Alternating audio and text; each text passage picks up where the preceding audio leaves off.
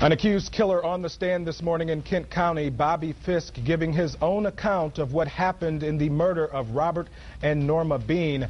24-hour News 8's Joe LaFergie is just out of the courtroom, and he has that story for us now live. Joe? Yeah, good afternoon, Mark. This story is developing as we speak right now. Bobby Fisk is on the stand up on the 10th floor here at the Kent County Courthouse.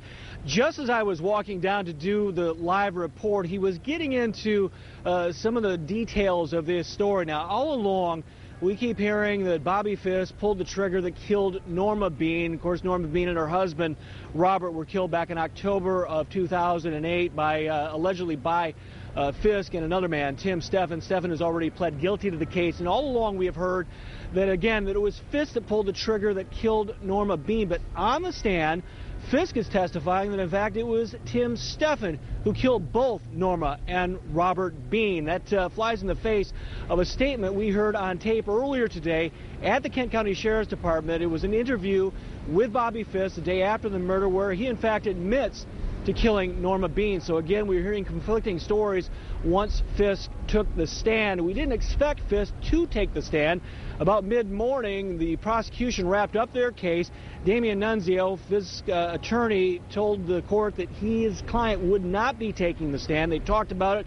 Fisk had decided not to. They went into a break.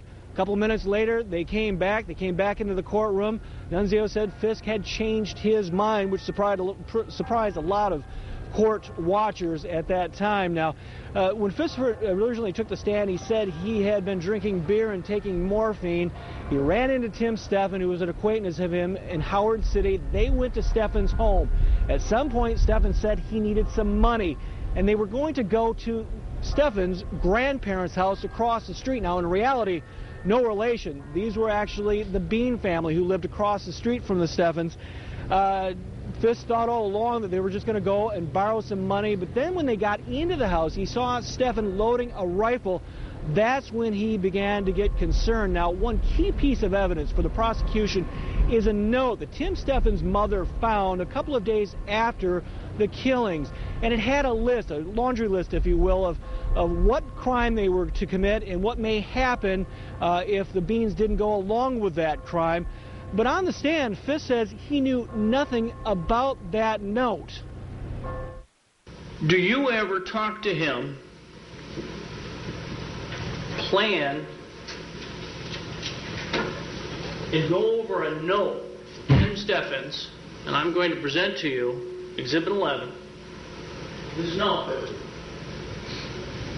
Did you ever participate either in the writing or in the planning of Exhibit 11?